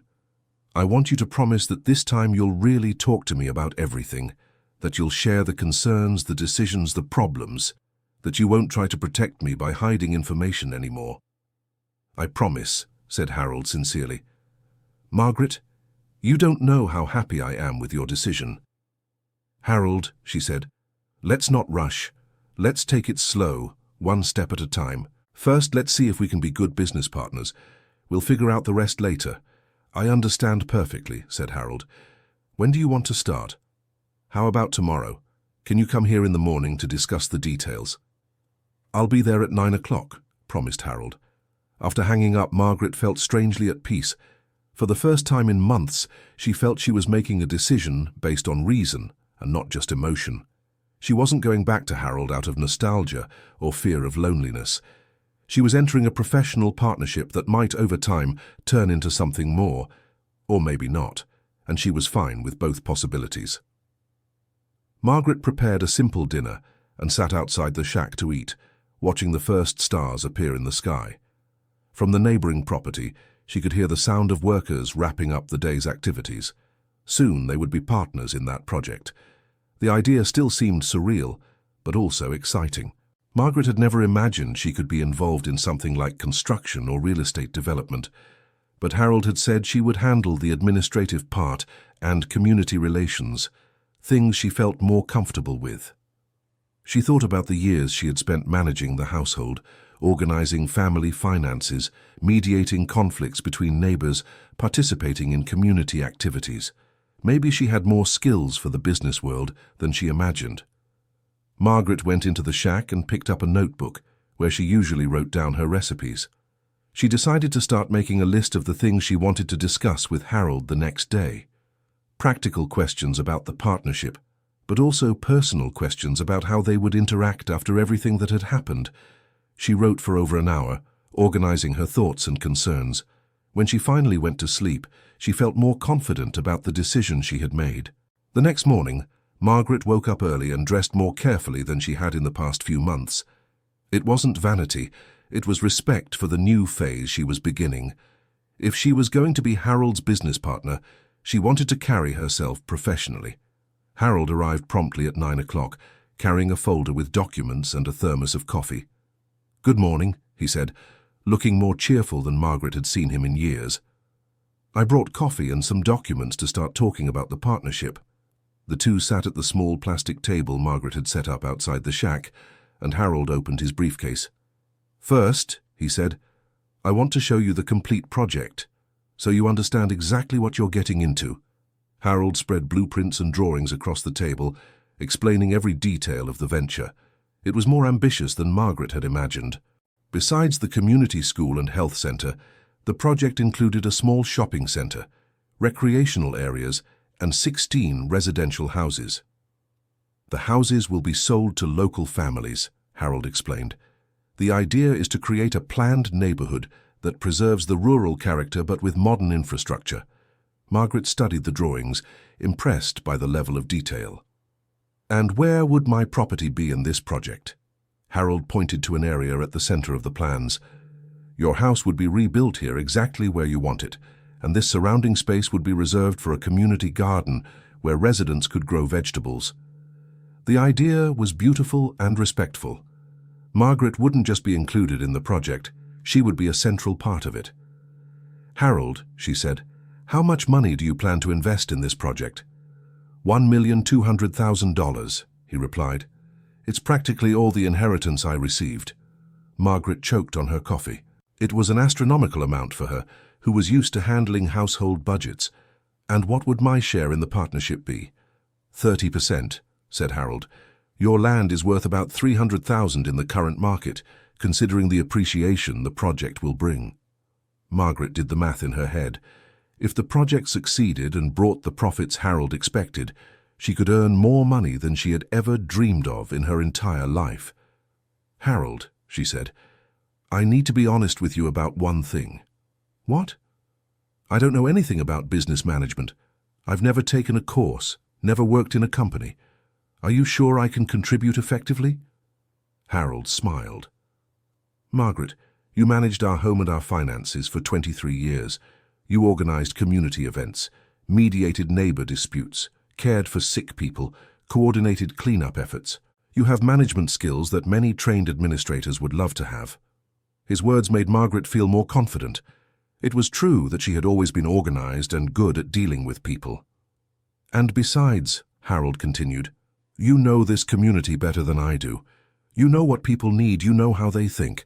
That's the most valuable contribution you can make to the project." Margaret nodded, beginning to see how she could fit into the partnership. "Harold," she said, "if we're going to be partners, I need to understand all the financial aspects. What are the costs, the risks, the deadlines?" Harold spent the next hour explaining the project's numbers in detail. Construction costs, necessary permits, execution schedule, profit projections. Margaret asked questions, sought clarifications, took notes. It was more complex than she had imagined, but not impossible to understand. "Margaret," Harold said when they finished reviewing the numbers, "can I make a confession?" "Go ahead." "Part of me is creating this project because it's a way to be close to you without being intrusive," he admitted. "But most of me truly believes we can do something good for our community." Margaret appreciated his honesty. "And I'm accepting the partnership because I believe in the project," she said. "But also because it's a chance to find out if we can still trust each other." "It's a chance I intend to value," Harold promised. The two remained silent for a moment, absorbing the magnitude of what they were deciding. "Harold," said Margaret finally, "I want to suggest some modifications to the project." "What are they?" "First, I think we should include a space for cultural activities, a place where people can gather for parties, presentations, community meetings." Harold nodded, taking notes. "Good idea. What else?" "Second, I think we should set aside some houses for low-income people. There's no use creating a beautiful neighborhood if those who really need it can't afford it." "I agree," said Harold. "We can set up an easy financing system." "Third," continued Margaret, "I think we should involve the community in the planning. Hold meetings to hear suggestions, explain the project, make sure everyone feels included." Harold smiled. "Now I understand why I wanted you as a partner. These are exactly the things I hadn't thought of, but that are essential to the project's success." Margaret felt useful and valued. Her ideas weren't just accepted, they were seen as essential. "Harold," she said, "when can we officially start?" "As soon as you want," he replied. "I can take the documents to the lawyer today and have the partnership contract ready by the end of the week." "And how long do you estimate for the project's completion?" 2 years, said Harold. Said, 18 months of construction and 6 months for sales and final adjustments. 2 years working side by side with Harold. 2 years to find out if they could be effective partners. 2 years to decide if they also wanted to be partners in their personal lives. "Margaret," said Harold, "can I ask you something personal?" "Go ahead." "What do you hope for from this partnership? In personal terms, I mean." Margaret thought before answering. "I hope we can learn to communicate better," she said. "I hope we can rebuild the trust we lost, and I hope that at the end of these 2 years, we'll know if we still have a future together, or if it's better to remain as friends." And if we find out it's better to remain as friends, then we'll remain as friends, said Margaret simply, but real friends this time, without hurt, without resentment. Harold nodded. And if we find out we want to try again? Then we'll try, said Margaret. But the right way this time, with honesty, communication and mutual respect. The two shook hands, informally formalizing the partnership. Partners? Asked Harold. Partners, confirmed Margaret. For the rest of the morning, they discussed practical details. Harold explained that they would need to rent a small office in town for administrative activities. Margaret suggested that in the meantime, they could use part of the shack as a temporary office. Actually, said Harold, how about we start by rebuilding your house? It could be our first project. The idea excited Margaret. Really? You would do that? Of course, said Harold. Your new house would be a model of what we intend to do with the other houses in the project, and you need a proper place to live. But I don't want it to be different from the others, said Margaret. I don't want special privileges for being your partner. It wouldn't be a privilege, explained Harold. It would be a practical necessity. We need a model to show potential buyers what the houses will be like. Margaret liked the explanation. She wouldn't feel embarrassed about accepting a new house if it served the project's purposes. How long would it take to build the house?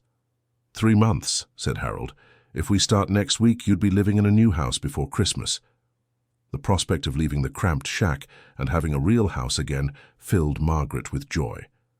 Harold, she said, thank you for thinking of me for this partnership. Thank you for finding a way to include my property instead of just trying to buy it. Thank you for accepting, Harold replied, for giving me a chance to show I can do things differently. Harold was preparing to leave when Margaret called him again. Harold, wait. He turned to her. I want to talk about the letters, Margaret said, about how I felt when I read them. Harold tensed up, as if bracing himself to hear something painful. I felt sad, Margaret said. Sad about wasting so much time because of misunderstandings. Sad that you suffered alone with those financial worries. Sad that I suffered thinking you didn't love me anymore. Margaret. Let me finish, she requested. But I also felt relieved. Relieved to understand you didn't leave because you were tired of me. Relieved to know you tried to communicate even if the letters never reached me. Harold waited for her to continue. And I felt hopeful, Margaret said, with a small smile. Hopeful that it might not be too late for us. Harold's face lit up. Does that mean you're willing to try again? On a personal level? I'm willing to keep the door open for that possibility, Margaret said, but without rushing. Let's focus on the partnership first. If we can be good business partners, maybe we can be good life partners too. That's all I can ask for, Harold said gratefully. After Harold left, Margaret sat alone to process everything that had happened. In just a few days, her life had completely changed. From an abandoned widow, she had become a partner in an ambitious project. From a hurt and resentful woman, she had become someone willing to give love a second chance. But the most important change was internal. Margaret felt more confident, more capable, more in control of her own destiny. The conversation with Harold had shown her she had valuable skills, that her life experience was an asset, not a limitation. She picked up the phone and called Jennifer. Mom? Her daughter answered. How did the talk with Dad go? Jennifer, I have news, Margaret said. I'm becoming a partner in your father's project. There was silence on the other end of the line. Mum, are you sure about this? Jennifer asked finally. I'm sure, Margaret confirmed, and we also decided to rebuild my house. It'll be the first project of our partnership. Our partnership, Jennifer repeated. Does that mean you're getting back together? It means we're going to work together, Margaret said. We'll figure out the rest as we go. Mum, I'm proud of you, Jennifer said. You're making brave and smart decisions. I'm trying, Margaret said. Jennifer, can I ask a favor? Of course. Can you come here this weekend? I want to show you the project plans and ask your opinion about some things. Of course, Mom. I'll come Saturday morning. Margaret hung up feeling connected with her daughter and excited about the plans for the future. For a long time she had felt like someone things happened to. Now she felt like someone who made things happen. During the rest of the week, Harold came every day to discuss partnership details and construction projects. Margaret became familiar with technical terms, schedules, budgets. It was a new world, but not intimidating. Harold had kept his promise to share all information. He explained every decision, asked for her opinion on important matters, showed her documents and contracts before signing anything. Margaret began to notice Harold had changed during their months apart. He was more mature, more aware of the importance of communication. The conversations between them flowed naturally, without the tensions that had characterized the last days of their marriage. On Friday, Harold arrived with news. "Margaret," he said, "the lawyer has finished preparing the partnership agreement. Would you like to review it before we sign?" Margaret read the document carefully. The contract was detailed and fair, protecting the rights of both partners and clearly establishing each one's responsibilities. "It's perfect," she said. "Where do we sign?" "At the notary's office on Monday," said Harold, "and we have a meeting scheduled with the people from New Horizon Construction Company on Tuesday to start planning your house." Margaret felt a wave of excitement. After months of living in a cramped shack, she would finally have a new home. "Harold," she said, "can I ask to include one thing in the house?" "Of course. What?" "A large porch," said Margaret, "where I can receive friends, have breakfast watching the sunrise, sit to read in the afternoon." Harold smiled. "Don't worry. I'll ask the architect to make a special porch." On Saturday, when Jennifer arrived for the promised visit, Margaret was radiant with excitement. She showed her daughter the project plans, explained the partnership details, took her to see the lot where the new house would be built. "Mom," said Jennifer, "you seem like a different person." "I feel like a different person," admitted Margaret. "I feel useful, capable, excited about the future." "And how are things with Dad?" On a personal level, Margaret thought before answering. "They're better," she said. "We're talking more, understanding each other better, but we're not in a hurry. We're letting things flow naturally." "And are you happy with that?" "I am," said Margaret sincerely.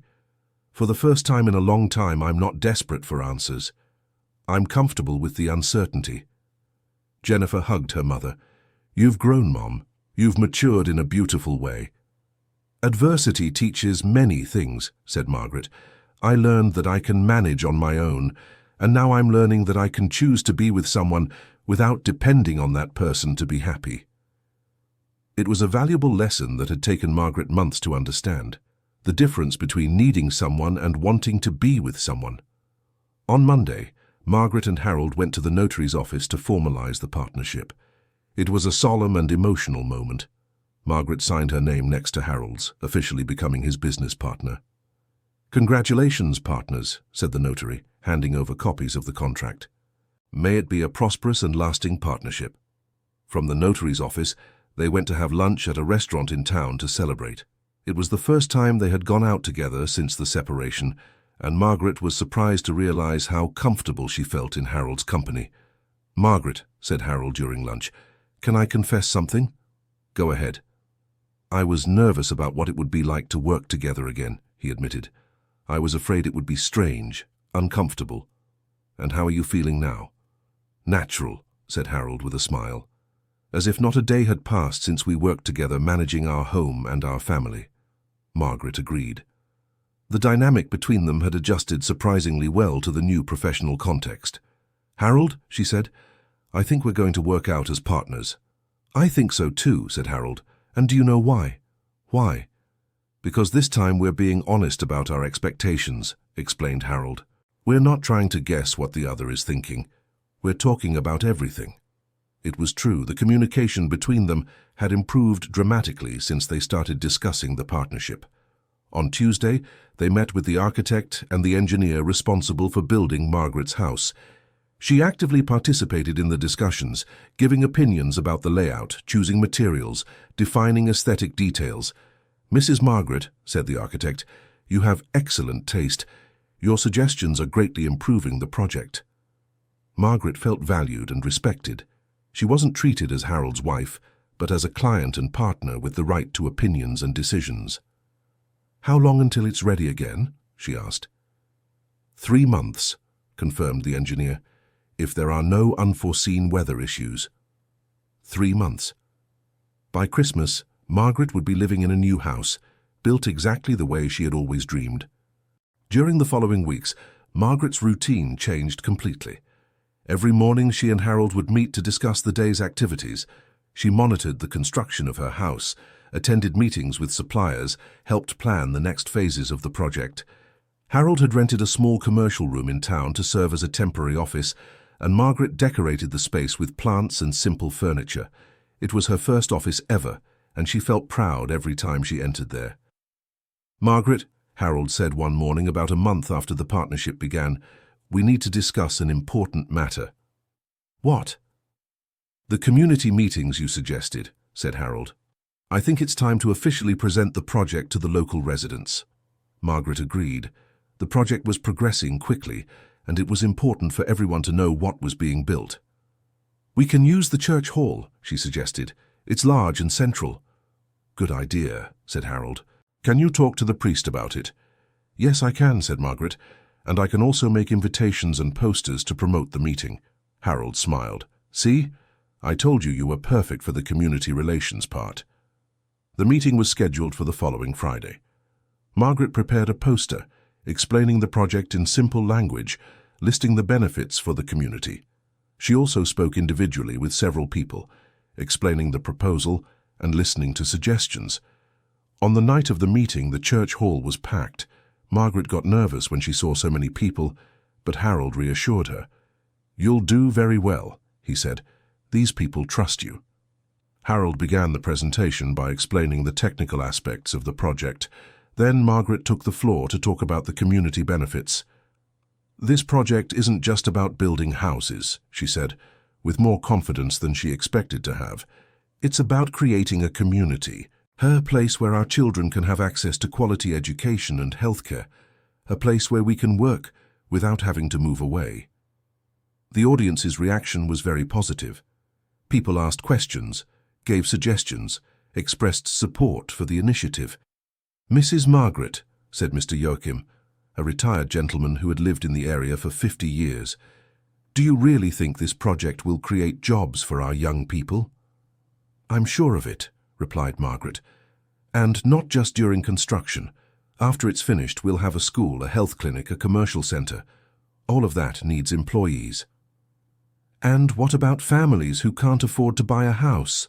asked Mrs. Mary, a widowed lady. "We're planning a facilitated financing system," explained Margaret, "and we'll also reserve some units for low-income families." The questions continued for over an hour. Margaret answered them all with patience and honesty, demonstrating deep knowledge of the project. At the end of the meeting, the priest made a comment that moved Margaret. "It's a joy to see our Margaret involved in such an important project for our community," he said. "She has always been someone dedicated to the common good, and now she can do that on an even broader scale."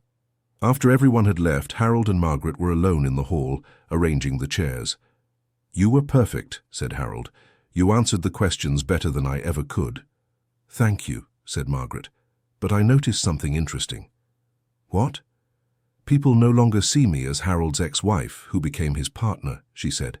"They see me as a competent professional who is leading an important project." Harold stopped arranging the chairs and looked at her. "And how does that make you feel?" "Respected," said Margaret. "Valued. Useful." "You have always been useful," said Harold. "The difference is that now you are being publicly recognized for it." It was a perceptive observation. Margaret had spent decades being useful behind the scenes, taking care of the home and family without public recognition. Now she was using the same skills in a context that gave her visibility and appreciation. On the way back home, Harold made an unexpected proposal. "Margaret, how about we go out for dinner tonight to celebrate the success of the meeting?" Margaret hesitated. It would be almost like a date, and she wasn't sure if she was ready for that. "Harold, I think it's best if we keep things on a professional level," she said. "You're right," agreed Harold, without showing disappointment. It was just an idea. But the next day, Margaret regretted turning him down. The meeting had been a success, and they deserved to celebrate. Besides, she had enjoyed working side by side with Harold, seeing how they complemented each other professionally. "Harold," she said when he arrived for the morning work meeting, "about yesterday, I thought it over." "About what?" "About dinner. If the invitation still stands, I accept." Harold smiled. "Of course it still stands. How about tonight?" "That works," said Margaret, "but let's make it clear that it's a professional celebration, not a romantic date." "Understood," said Harold, "a professional celebration between partners." Margaret spent the rest of the day getting ready for dinner. She chose an elegant but understated outfit, styled her hair simply, and applied light makeup. It wasn't to impress Harold romantically, but to feel good about herself. Harold picked her up at 7 o'clock, driving his clean and waxed pickup truck. He had also dressed carefully, wearing a dress shirt and slacks. "You look beautiful," he said when Margaret got into the car. "Thank you," she replied, feeling a bit embarrassed by the compliment. Harold took her to an elegant restaurant in a nearby town. It was a place they had never visited during their marriage, as they had always considered it too expensive. "Harold," said Margaret, seeing the menu with high prices, "it didn't have to be such a fancy place." "Yes, it did," said Harold. "You deserve to be treated with elegance." During dinner, they talked about the project, the next steps, and the community's reactions at the meeting. But gradually, the conversation became more personal. "Margaret," said Harold, "can I talk about how I feel working with you?" "Go ahead." "I feel complete," said Harold, "as if I'm finally using all my abilities. When I work alone, I'm good at the technical part, but I fall short on the human side. With you, I can cover all aspects." Margaret was touched by the comment. "I feel the same way," she admitted, "as if I'm discovering abilities I didn't know I had." "Margaret," said Harold, hesitating before continuing, "I know we agreed to keep things on a professional level, but can I confess that being close to you every day is awakening feelings I tried to bury?" The confession caught Margaret off guard. She had also noticed that old feelings were resurfacing, but she was trying to ignore them. "Harold, you don't need to answer," he said quickly. "I just wanted you to know that for me, this partnership is becoming more than professional. It's a rediscovery of why I fell in love with you so many years ago." Margaret stayed silent for a moment, processing his words. "Harold," she said finally, "if I'm honest, I have to admit I'm feeling something too, but I'm scared." "Scared of what?" "Scared that if we try again and it doesn't work out, it will ruin our professional partnership," explained Margaret. "Scared that the old patterns will reappear?" Harold nodded, understanding her concerns. "Margaret," he said, "what if we make a pact?" "What kind of pact?" "Let's give a few more months for this professional phase to solidify," suggested Harold. "Let's see if we can really work well together. And then, if we're both comfortable, we can consider exploring the personal side again." The proposal was sensible and respectful. Margaret liked that Harold wasn't pushing for an immediate answer. "How much time do you suggest?" she asked. "Until your house construction is finished," said Harold. 3 months. If by then we're functioning well as professional partners, we can talk about trying again as life partners." Margaret extended her hand to him. "Deal." Harold shook her hand, sealing the pact. On the way back, they talked about what they hoped for in the next 3 months. Margaret felt more at ease knowing she didn't have to make hasty decisions about their romantic future. "Harold," she said when they arrived home, "thank you for understanding my fears and for not pressuring me." "Thank you for giving this partnership a chance," replied Harold, "and for being open to the possibility of something more." The next months passed quickly. Margaret's house took shape. The foundations of the other buildings in the project were laid, and their partnership deepened. Margaret discovered she had a natural talent for the administrative side of the business. She organized an efficient expense control system, negotiated better prices with suppliers, established realistic schedules for the different construction phases. Harold, in turn, proved to be a respectful and communicative partner.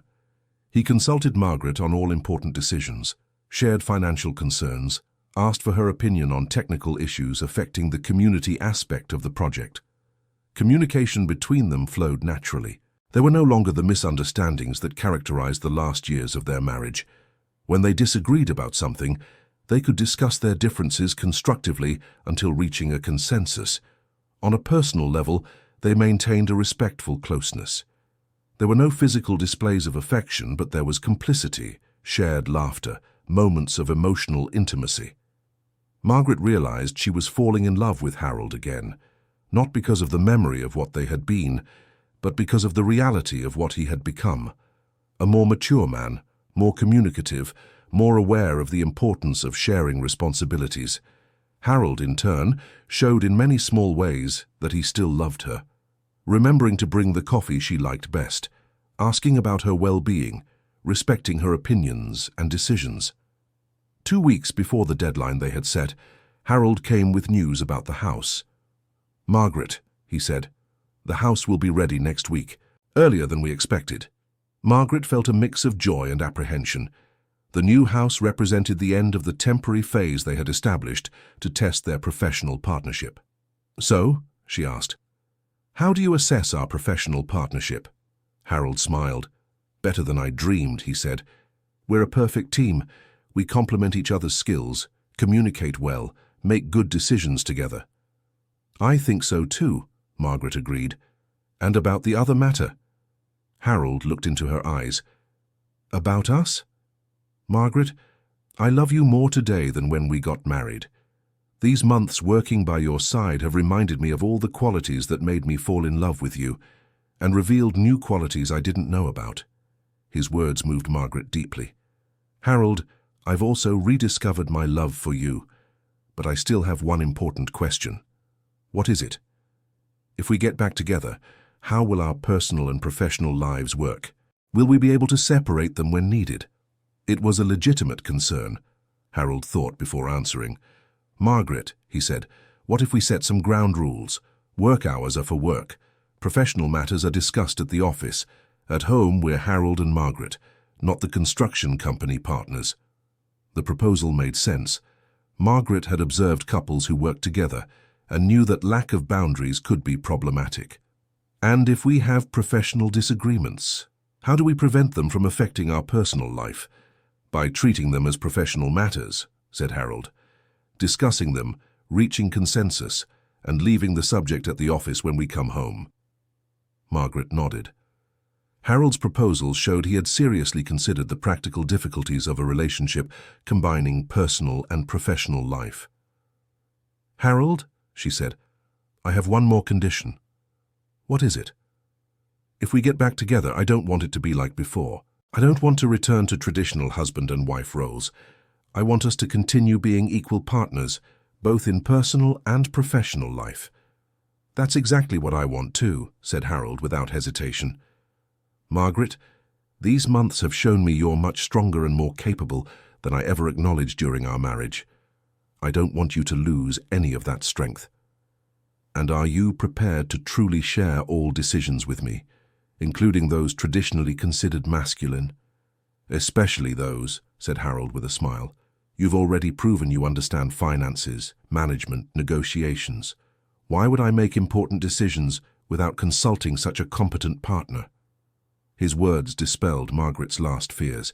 Harold had truly changed, truly understood that she had grown and transformed during their separation. "Harold," she said, "my answer is yes." "Yes to what?" "Yes to trying again," said Margaret with a smile. "Yes to being partners in personal life too. Yes to building a relationship based on equality and mutual respect." Harold stood up and embraced her, a warm and emotional hug that sealed their decision. "Margaret," he said with a choked voice, "I promise this time I'll strive to deserve you." "We'll strive to deserve each other," corrected Margaret, "because relationships take two." On moving day to the new house, Harold organized a small party to mark the occasion. Jennifer was present, along with Patricia, Shirley, Julius, and other friends from the community. The house looked beautiful. Margaret walked through the new rooms, admiring every detail. The large porch she'd requested was perfect, overlooking the garden that would soon be planted. The kitchen was modern yet cozy. The bedrooms were spacious and bright. "Mom," said Jennifer, hugging Margaret, "you deserve all this happiness." "Thank you, daughter," replied Margaret. "And thank you for supporting me in all my decisions. even when I wasn't sure they were the right ones. You always knew what was best for you, said Jennifer. You just needed time to figure it out. During the party, Harold made a toast that moved everyone present. This house represents much more than just a new home for Margaret, he said. It represents a fresh start for both of us. It represents proof that it's possible to rebuild after destruction. It represents the future we're creating together. And also, added Margaret, it represents the importance of community. This house exists because each of you contributed in some way to get us here. The guests applauded, and the party continued late into the night. When everyone had left and Harold and Margaret were alone in the new house, they sat on the porch to gaze at the stars. "Margaret," said Harold, "can I make a confession?" "Go ahead." "When I left home that day, I never imagined we could get to this point," he said. "I thought I had destroyed our chance for happiness forever." "Maybe it was necessary," said Margaret. "Maybe we needed to go through all that to learn to appreciate what we have." "You're right," Harold agreed. "If we hadn't separated, maybe we would never have discovered that we can be equal partners. Maybe I would never have learned to communicate better, and you would never have discovered your strength." Margaret agreed. The separation had been painful, but it had also been transformative for both of them. "Harold," she said, "what do you hope for our future?" "I hope we continue growing together," said Harold. "I hope our professional partnership becomes increasingly successful. I hope our community benefits from the project we're creating, and I hope our love becomes more mature and solid." "I hope for all that too," said Margaret. "But mostly I hope we never let pride and misunderstandings get in the way of our communication again." "I promise that on my part that won't happen," said Harold. "And I promise that on my part it won't either," said Margaret. The two sat on the porch until dawn, talking about plans for the project, about dreams for the future, about the lessons they had learned during the months of separation. When the sun rose, tinting the sky with golden hues, Margaret felt at peace. She had found a more mature love, a more balanced partnership, a fuller life. 6 months later, the community project was nearly complete. The school was operating with qualified teachers. The health center met the basic needs of the local population. The commercial center was generating jobs for young people in the region. Harold and Margaret had become a respected team in the field of community development. They received invitations to implement similar projects in other regions, but chose to focus their efforts on improving what they had created. On a personal level, they had managed to balance professional life and romantic relationship. They worked together during the day with efficiency and professionalism, and enjoyed evenings and weekends to cultivate intimacy and emotional connection. Jennifer had moved into one of the project houses, staying closer to her parents and contributing as a teacher at the community school. She watched her parents' transformation with joy and admiration. "You're different," she said during a Sunday lunch on Margaret's porch. "More mature, more connected." "We learned to value each other," said Margaret. "We learned that true love isn't just a feeling. It's partnership, respect, communication." "And we learned that it's never too late to start over," added Harold. "As long as we are willing to do things differently." The project had become a model of sustainable development for other rural communities. Harold and Margaret received visits from architects, urban planners, and public managers interested in replicating the experience. "The secret," Margaret explained to the visitors, "is to involve the community from the start, not to impose solutions from the outside in, but to create solutions from the inside out." "And the other secret," Harold added, "is to have partners who complement each other. I have the technical part. Margaret has the human part. Together, we achieve results that neither of us could achieve alone." The story of Harold and Margaret became known in the region as an example of overcoming and starting over. People going through marital difficulties sought their advice. Couples who wanted to work together asked for guidance on how to balance personal and professional life. "What would you say to couples who are going through crises?" asked a local reporter who came to do a story on the project. "That honest communication solves most problems," said Margaret, "and that sometimes it takes courage to separate temporarily so that each can grow and then reunite as better people." "And that true love withstands time and difficulties," added Harold. It may lie dormant for a while, but when it's real, it always finds a way to be reborn. In their new home, on the porch she had so desired, Margaret spent afternoons writing in a diary about the experience of rebuilding a life and a love after destruction. She had discovered she had a talent for writing, and Harold encouraged her to turn her story into a book that could inspire others. "You should write about our journey," Harold said one afternoon, watching her focused on her writing. "About how it's possible to start over after 50. "Maybe I will," said Margaret, "but not as a story with a guaranteed happy ending, as a story of people who decided to fight for love instead of giving up on it." And what would the title be? Margaret thought for a moment. "Reconstruction," she said, "because that's what we did. We rebuilt our house, our relationship, our lives." "I like the title," said Harold, sitting beside her on the porch. "And I like our story." "Me too," said Margaret, closing the notebook and resting her head on Harold's shoulder. "I especially like the fact that we're still writing it." The sun was setting on the horizon, tinting the sky with shades of orange and pink. From the land around the house came the sound of children playing, families talking on the porches of neighboring homes, community life flourishing. Harold and Margaret had created more than a real estate project. They had created a place where people could live with dignity, work with purpose, and build meaningful relationships. But most of all, they had recreated their own relationship on more solid foundations. Foundations of mutual respect, honest communication, true partnership. "Harold," said Margaret, watching the movement of the community they had helped create. "Yes?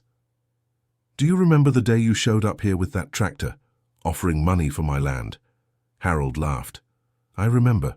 I was nervous and trying to look professional. If someone had told me that day that a year later we would be married again, living in a beautiful house, running a successful project together, I would have said they were crazy. And if someone had told me that I would manage to regain not only your love, but also your respect and your partnership, I would have thought it impossible too. But it happened," said Margaret with a smile. "Against all odds, it happened." "It happened because both of us were willing to change," said Harold. "You had the courage to give me a second chance, and I had the humility to recognize my mistakes," Margaret nodded. "And also because we understood that mature love isn't about blind passion. It's about consciously choosing to build a life together, every day." The stars began to appear in the darkening sky. Harold and Margaret remained on the porch, comfortable in the shared silence, each lost in their own thoughts about the journey they had traveled. "Margaret," said Harold finally.